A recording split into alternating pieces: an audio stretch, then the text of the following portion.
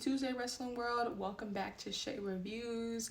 Yes, we're gonna go ahead and review Monday Night Raw because you saw what I saw last night. I saw what you saw last night. A bunch of bubble wool, okay? Now, let's put a pin in that real quick because I just recently seen something that said, I just recently saw this video, this other creator who does wrestling news and things of that nature, and he was basically just saying something along the lines of the fact that TKO has all the power, Triple H is really just the face. And I kind of believe that, just based off the fact of how these storylines are going and how they're kind of just going in very weird, odd directions. I kind of believe that. But the last time I checked, Papa H was in charge of the creativity part of this, of the WWE. So from my knowledge, he was in charge of the storylines. He was in charge of how they were executed. He was in charge of the talent. He was in charge of all of that. So these whack-ass storylines that we've been seeing, are they coming from Triple H? Or are they really coming from TKO and Triple H is really just doing what he's told? Questions I need answers to. But we won't get any of those. So let's get back into the recap. So we start the show with Michael Cole in his Indiana Pacers jersey because he lost his bet to Pat. So he had to wear his Pacers jersey. I'm going to assume that they won. I don't watch basketball, so I don't really know. And then we open the show with CM Punk, and he comes out and he's telling us he's going to win this Money in the Bank qualifying match. Spoiler alert, I don't think he did. He doesn't. Spoiler alert, I don't think anybody actually won that match. But he does come out and pretty much say Jay, when I come over with my Money in the Bank briefcase and I take your belt, it's not personal. It's really just business. Love you, dog, but I'm gonna need that up off you. But then backtrack and also say, maybe I'll leave Jay alone and maybe I'll go mess with the witch holding the belt right now, John Cena, because he calls John Cena a witch, but with the B in front of the yeah, you get it. You get it. And then we get a match of Stephanie Valkyrie, Liv Morgan, and Ivy Nile. Stephanie wins that match with a devil's kiss, suplex to Ivy. Stephanie wins. Punches her ticket to Money in the Bank. No one asked me, but I personally think that Naomi is going to win. I've done some research, and Naomi has literally been about just every Money in the Bank match except for that 1 to 2 year hiatus that she had with Sasha Banks. Naomi has been in every women's Money in the Bank match, but has yet to win any of those matches. Stop playing with my girl and let her win this one. Stop playing with Trinity Fatu and let's feel the glow and let her win this, motherfucker. That's all I'm asking for. She is... You telling me she's not oozing with charisma? She's not oozing with talent? Is that what you're telling me? Stop playing with Trinity. Put her in the game. That's all I'm going to say. And what she say? Proceed with caution. Okay? Proceed with caution, because stop playing with her. Put some respect on her name. Give her... And I'm not even saying give her the win, but let her win, bro. Let her win. We need this pop for Naomi. Build the beef with her and Bianca. Please. Please. Because we know Bianca can't be in that. She can't be in the Money in the Bank match. So let Naomi get the... That would be perfect. Let Naomi win the briefcase. Jade and Bianca hate her. And it becomes a family fucking feud. I would love to see it. Love to see it. So then we get Sheamus. Sheamus told Rusev he bullies. So Sheamus pretty much saying hey, you around here bullying all these little niggas. Come bully somebody your size. Me. Now, Sheamus, I don't really think that's a tree you want to bark up for real. I really don't think you want to fight Rusev. I don't. You see what he just did to Tozawa a couple weeks ago? Do you see what he just did to Otis a couple weeks before that? Sheamus, sit this one out. We love you. Has anybody noticed how he disappeared for a little bit, got back in shape, and came back the Celtic Warrior? Yeah.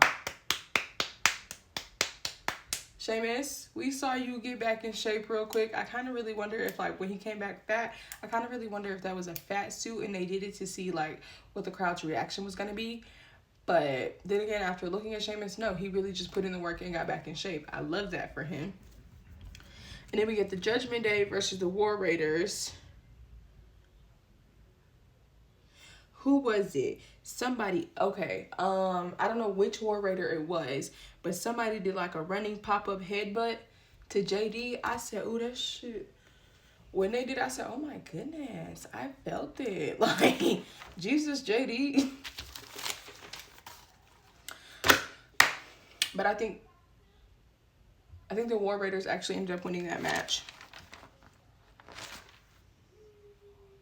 Yeah, the War Raiders ended up winning that match, so boom, pow, there's that. And then we move into Roxanne Perez. So actually Finn Balor. So the Judgment Day wins that match because Roxanne Perez comes in and she poses the distraction. And obviously she distracts the War Raiders, distracts the ref. Boom, Finn Balor wins. Okay, then we get Becky Lynch versus Lyra Valkyria going back and forth, really just talking. I personally think, and I said this out loud, and my boyfriend's like, nah, Lyra is her own person. I feel like Lyra and Becky's beef is based off the fact that Lyra is the newer version of Becky Lynch. And Becky Lynch just can't take that. Just like how Tiffany Stratus, whatever. How Tiffany is the new, younger, improved version of Charlotte Flair. They just don't like that because who are these young bitches? It's really what it's like right now. And then we get Jey Uso and Sammy versus Braun Breaker and the other big Braun dude, Bronson Reed. Bronson Reed. I really get Bronson Reed and Braun Breaker. Bronson Reed and Braun Strowman. I really do get them mixed up. Not because they look alike, but there's too many Brauns in one fucking area for me, okay? We got Braun Breaker and Bronson Reed. In a match versus these two men right here. Obviously, that match was already going to be unfair. It was just going to be unfair. So we got some leg drops. We got some Samoan leg drops to Sami Zayn from Braun. We got some tornado DDTs from Sami. We got some super kicks. We got a really nasty super kick from Jey Uso to Braun Breaker. I said, ooh, okay. Jey Uso tried to take, what did he do? He tried to tap out Braun Breaker, literally tried to choke that man out, but could not choke that man out. Bronson breaks it up. Suicide dive to everyone. Seth comes in and stomps literally everybody. Stomps Sammy, stomps Jay. There really wasn't a winner to that match for real. CM Punk helps him, obviously. Run to the rescue of your friends, you feel me? So CM Punk helps Sammy and Jay. And then this is just my own personal opinion. Dominic Mysterio is not a fighting champion. Like, we have not seen him in weeks. We want fighting champs. Triple H, TKO, whoever's in charge of the creative part of this, right Dominic Mysterio's asses in some match. Let's get him on the mat, okay? And then we got Kairi Sane versus Raquel. I believe Kairi Sane won that match. Slam to the mat, caught mid-air, stomach to the turnbuckle. Kick to the back of the head by Kyrie.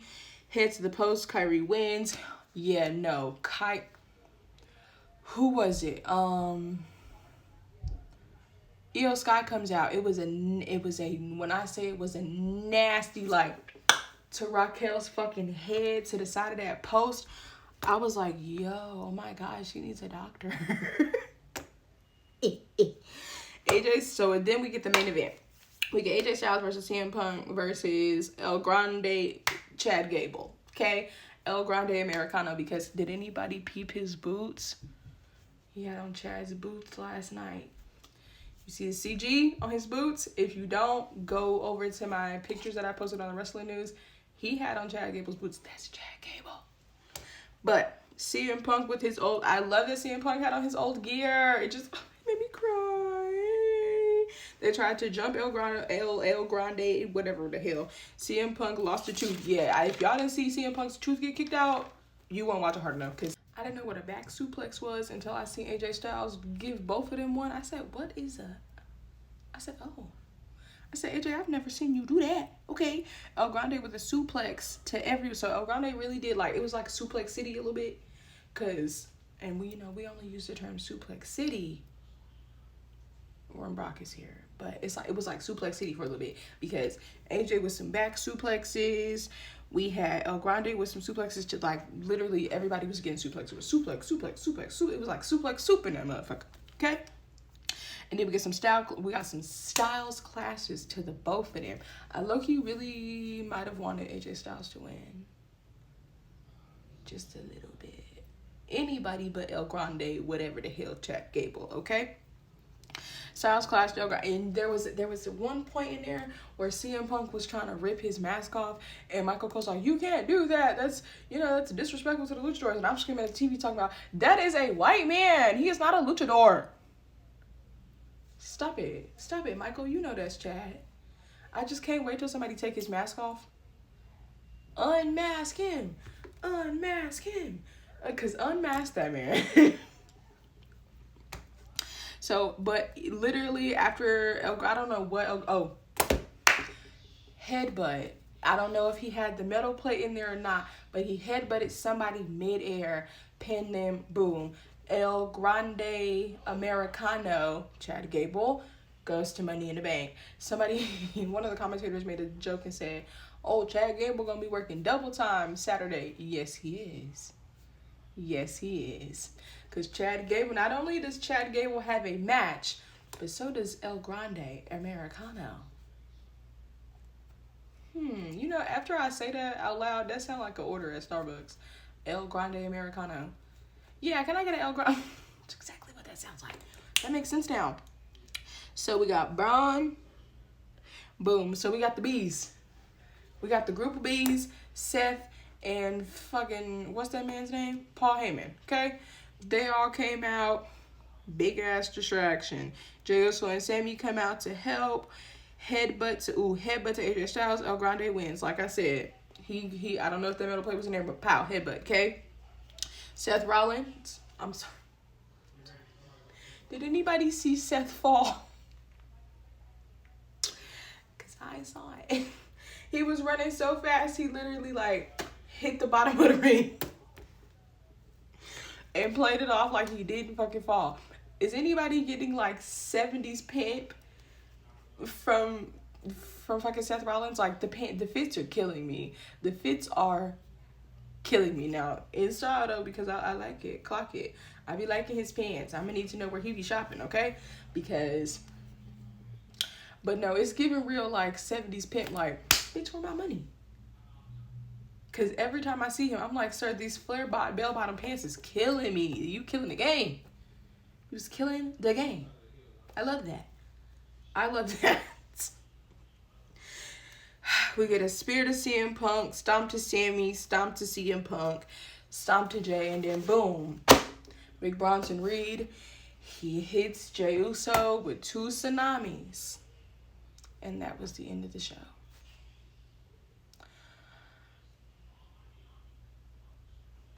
Okay, right? So I think I asked you to put a pin in something revolving around Jey Uso, right? So something I saw, or actually a discussion that me and my boyfriend have had about Jey Uso is this. People feel like, I've seen a couple of different like opinions or comments or things like that. I want to know why people feel like Jey Uso is not good on the mic. Like, are y'all listening to him? We can't be mad at him because people just want him to yeet. That's what people want. But when he's on the mic, he's actually speaking. Like, what, as the girls would say, he popping his shit. Okay? As the girls who watch now, like, Now That's TV and Baddies would say, oh, he popping his shit. And he do indeed be popping his shit. Just like those of them that say, like, oh, he's one of those champions that needs to be bailed out. Okay. I can kind of get where you're coming from with the he needs to be bailed out. But also, y'all, let's look at the circumstances and the dynamics of why he be needing to be bailed out. Do they not be jumping him? They be jumping him, bro. Like, it'll start with a one-on-one match, and then it'll look like it'll look like Jey Uso has the fair advantage, and then boom, here comes somebody from the others, like the other opponents team or something like that, or somebody just really random, boom, help. Now they're jumping our champion. Of course, someone is going to come out and help him or bail him out, so to speak, because you gonna let them jump your champ? That's like you being at work and somebody come in and jump your boss. You gonna let them jump your boss? Whether you know what's happening or not, you gonna let them jump your boss?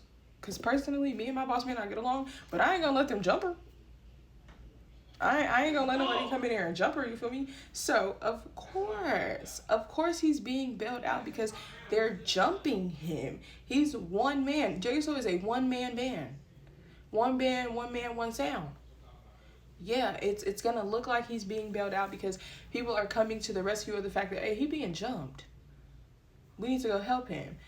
Jey Uso's a fighting champ. Anybody that he's fought, he's won. Since he's been champ. And he can't help that people are willingly getting themselves disqualified because someone from their side is coming out to jump in. Not his fault, y'all. But if you want to talk more about Jey Uso, put it in the comments. We can talk about Jey Uso. But thank you for watching my Monday Night Raw recap. Come back next Tuesday for the next Monday Night Raw recap. Go ahead and like, share, subscribe, and comment on my YouTube channel, Shay Reviews. I'll put that right here for you. Thank you for watching.